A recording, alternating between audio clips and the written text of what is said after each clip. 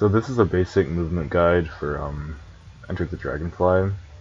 Uh, there's not too much to it, but there is some movement that is important to get down if you want to run the game. So, like, oh, and by the way, there's a input viewer in the top right if you want to know like what I'm pressing and like at what time and everything.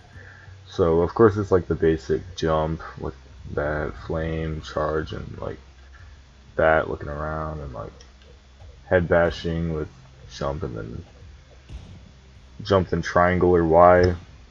Of course, when you run, it's actually fastest to turn around in like sharp degrees like that.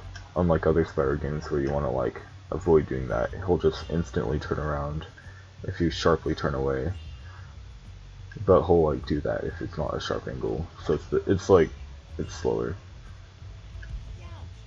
And another important one is a double jump or a jump hover, depending on what you want to call it. Wally made a tutorial for this. Kind of explains it pretty well. There's not much to it. It's just like jumping and then immediately jumping again and pressing Y or triangle. Depends on if you're on PS2 or GameCube. So I guess I'll show you like an application of this, or not an application, just an example of what it can do.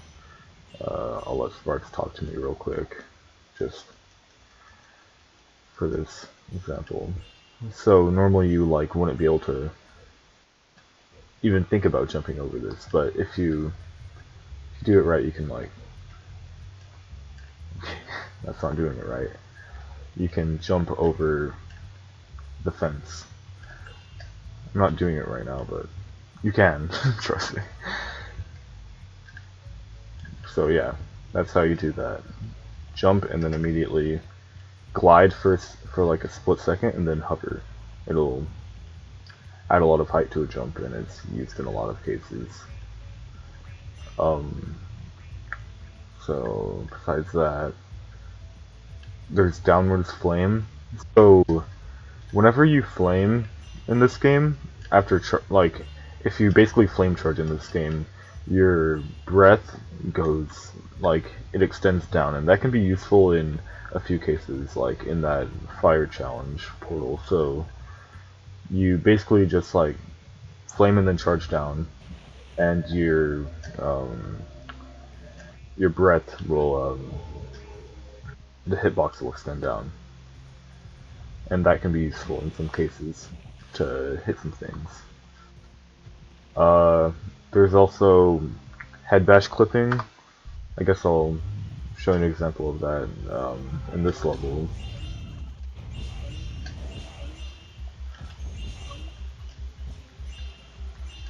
Just around here.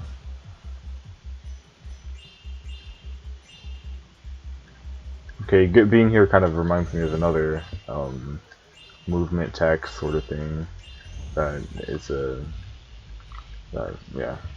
is also used. Just give me a second to get over here. So with some ceilings, you can kind of head bash through them and then end up on the floor. It's really as simple as that. Like sometimes you need to do a jump over to get up there, but like some ceilings you can just do that with. It's pretty cool. And back over here, there's actually two methods of getting this.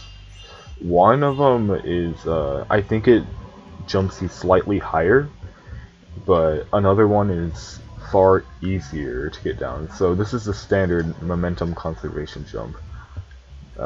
I didn't make it that time, but like, yeah, basically you just charge and then conserve your momentum, and then, yeah, you can make that, but like, yeah, whatever.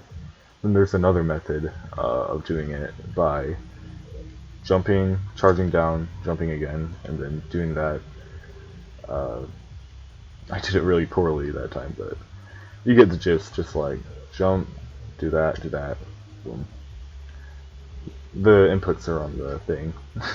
kind of hard for me to explain them, but yeah. Yeah, you can make jumps like that and shit. So besides that, I guess when you're catching dragonflies, you want to, most of the time if you can, you want to be hovering when you catch dragonflies. For whatever reason, it makes the bubble breath a lot more consistent. And you usually do want to be aiming more towards like the side of the dragonfly because they'll be moving in a certain direction and they'll move towards that when you get close to them, and that'll make it a lot easier to catch the dragonfly. It's bigger and smaller depending on like what dragonfly you're having, like what the setup for the dragonfly is, and yeah, basically that. So yeah, I think that's it. I think that's all the sort of movement in this game.